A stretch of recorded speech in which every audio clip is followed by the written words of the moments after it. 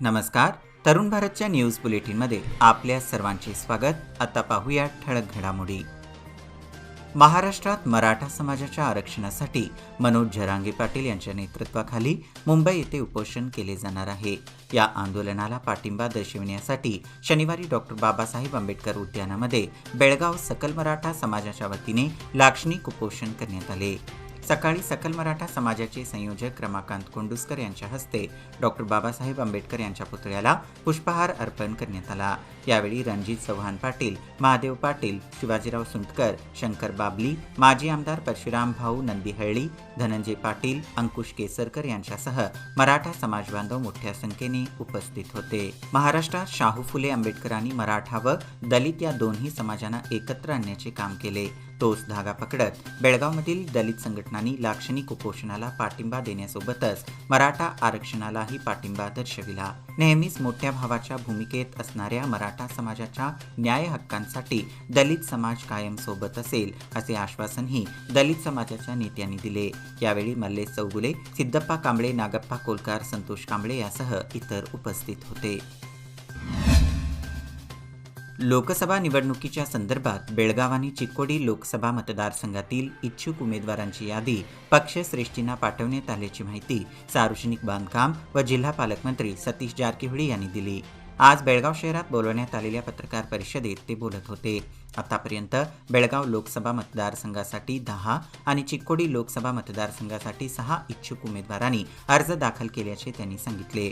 पत्रकार परिषदेत बेळगाव ग्रामीण काँग्रेस अध्यक्ष विनय नावलगट्टी, माजी आमदार श्याम घाटगे व इतर उपस्थित होते. 22 जानेवारी रोजी राम जन्मभूमी अयोध्येत प्रभू रामलल्लाच्या मूर्तीची प्राणप्रतिष्ठा होणार आहे. या अनुषंगाने आज बेळगाव येथील सरदार मैदानावर विश्व हिंदू परिषदेच्या वतीने सामूहिक हनुमान चालिसा पठण कार्यक्रमाचे आयोजन करण्यात आले होते. या कार्यक्रमाला बेळगावकरांचा उत्स्फूर्त प्रतिसाद मिळाला. मोठ्या संख्येने उपस्थिती दर्शवून सामूहिक हनुमान चालिसा पठण केले.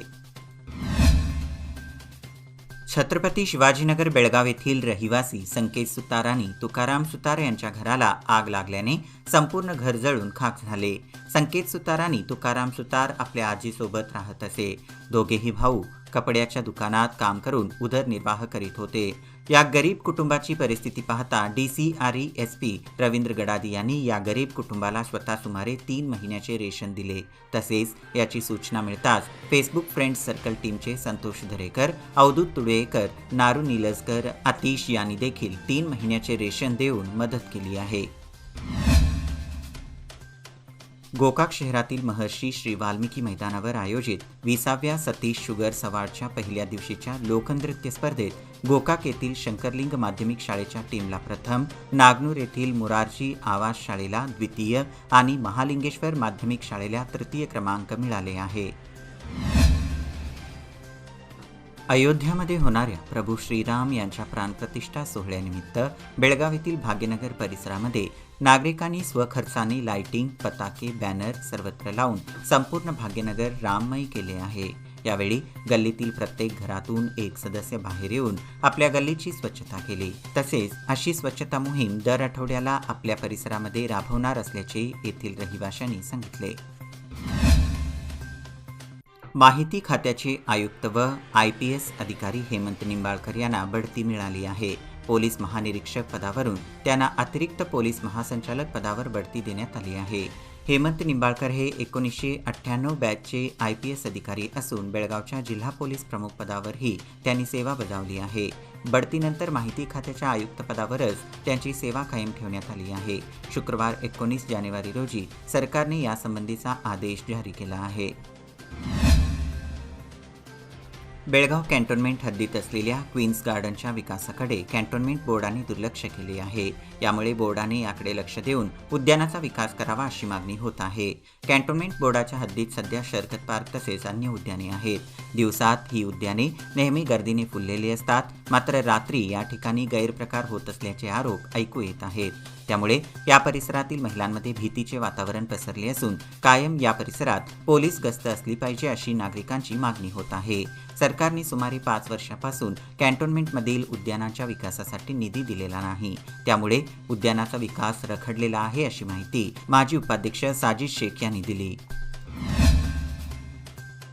तुरमुरी येथील श्रीराम मंदिर वास्तुशांती, मूर्ती प्राण प्रतिष्ठा व कळसारोहण आणि माऊली अश्वरिंगण सोहळ्यातील पहिल्या दिवशीचा शनिवार दिनांक 20 रोजी भव्य राम, लक्ष्मण, सीता, हनुमान मूर्तींची व कळस मिरवणुकीचा भव्य सोहळा डोळ्यांचे पारणे फेडणारा ठरला. श्रीराम जय राम जय जय राम प्रत्येकाच्या मुखातून चाललेला रामनामाचा जयघोष यामुळे संपूर्ण तुरमुरी गाव रामलल्लाच्या जयघोषाने भाविक तल्लीन झालेले पाहायला मिळाले. तुरमुरी गावात कधी घडला नसेल असा मोठा सोहळा शनिवारी दिसून आला. मॉडर्न एज्युकेशन सोसायटी संचालित new girls high school Goa west Shahapur येथे बेळगाव राऊंड टेबलतर्फे शाळेसाठी स्वच्छतागृह बांधण्यात आले आहे. या स्वच्छतागृहाचे उद्घाटन शुक्रवारी राऊंड टेबलच्या पदाधिकाऱ्यांच्या उपस्थितीत पार पडले. स्वच्छतागृहाच्या बांधकामासाठी दिलीप चांडक व व्यंकी काटवा यांनी आर्थिक सहाय्य केले आहे. याप्रसंगी राऊंड टेबल इंडियाचे विभाग अध्यक्ष विपुल भुटडा, उपाध्यक्ष Sudarshan Jadhav, area secretary Rohit Ingale, project समन्वयक श्रीनिवास रायभागी, बेळगाव राऊंड टेबलचे अध्यक्ष जय लखानी, सोहन चौधरी यांच्या उपस्थितीत हा कार्यक्रम पार पडला.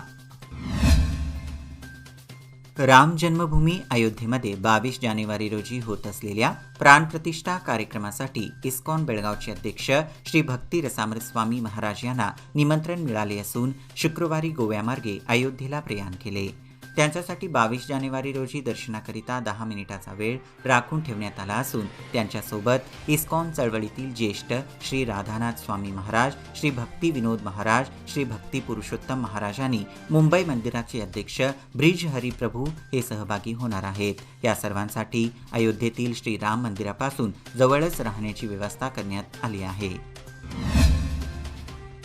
बेळगाव येथील विद्याप्रसारक मंडळाच्या गजाननराव भातकांडे इंग्लिश माध्यम शाळेतील विद्यार्थ्यांची शाळा परिसरात अयोध्येतील राममूर्ती प्राणप्रतिष्ठा सोहळ्याच्या निमित्ताने आनंद फेरी काढण्यात आली. यावेळी शाळेतील मुलांनी राम सीतेचा पेहराव करून फेरीत सहभाग घेतला होता. या मिरवणुकीने परिसरातील वातावरण प्रसन्न बनले होते. प्रसंगी शाळेचे मुख्याध्यापक व शिक्षक वर्गाने या मिरवणुकीकरिता परिश्रम घेतले.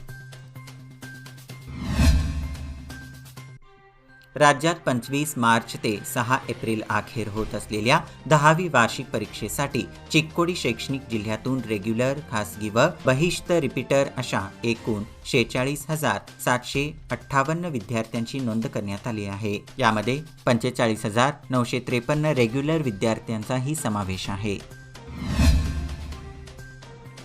अथणी तालुक्याच्या सर्वांगीण विकासासाठी आणि शैक्षणिक सुधारणेसाठी प्रामाणिक प्रयत्न करत आहे. शहरात शासकीय हायस्कूलला मान्यता देण्यासाठी आग्रही आहे, असे आश्वासन आमदार लक्ष्मण सवदी यांनी दिले. शैक्षणिक संस्थेत विद्यार्थी संवाद कार्यक्रमात विद्यार्थ्यांच्या प्रश्नांना उत्तर देताना ते बोलत होते.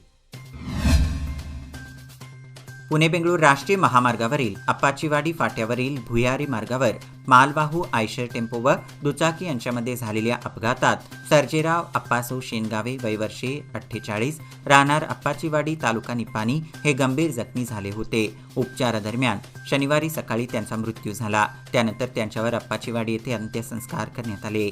मयत सर्जेराव शेनगावे यांच्या पश्चात पत्नी, 2 मुले असा परिवार आहे. आयशर व टेम्पो चालकांना निप्पाणी पोलिसांनी ताब्यात घेतला असून या घटनेची नोंद निप्पाणी ग्रामीण पोलीस ठाण्यात झाली असल्याचे त्यांच्या निकटवर्तीयांनी सांगितले आहे. प्रभू श्रीरामाच्या मूर्तीची प्राणप्रतिष्ठा हजारो किलोमीटर दूरवर असलेल्या अयोध्येत होत असला तरी रामनामाचा जयघोष ज्योतिबा डोंगरावर सुरू झाला आहे. ज्योतिबा डोंगरावरील समस्त पुजारी समाजाच्या वतीने सोमवारच्या सोहळ्याची जय्यत तयारी करण्यात आली आहे. शनिवार दिनांक 20 पासून शोभायात्रेच्या भव्य कार्यक्रमांना सुरुवात झाली असून सेंट्रल प्लाझा येथून शोभायात्रेस प्रारंभ झाला. यावेळी श्रीराम मूर्ती व कलश पालखीमध्ये विराजमान करून शोभायात्रा ज्योतिबा मंदिर मार्गावरून वाजत गाजत काढण्यात आली. अंगणवाडी ते माध्यमिक शाळेचे विद्यार्थी पारंपरिक वेशभूषेमध्ये या शोभायात्रेत सहभागी झाले होते. ज्योतिबाचे पुजारी धोतर उपरणे पेहरावामध्ये सहभागी होऊन रामनामाचा जप केला. यावेळी संपूर्ण मंदिर परिसर रामनामाच्या जपाने दुमदुमून गेला होता. 22 जानेवारी रोजी अयोध्येतील राम मंदिर प्राणप्रतिष्ठा होत आहे. या अनुषंगाने प्रत्येक रामभक्त अनोख्या पद्धतीने आनंदोत्सव साजरा करत आहेत. हुबळी येथील रामभक्त सचिन मिश्किन यांनी आपल्या इंडिका कारला रामनामाने सजविले असून हुबळीकरांच्यासाठी रामनामाची कार लक्षवेधी ठरली आहे. याबरोबरच हे बुलेटिन इथेच संपलं. अधिक माहिती आणि ताज्या घडामोडींकरिता पाहत रहा तरुण भारत न्यूज चॅनल.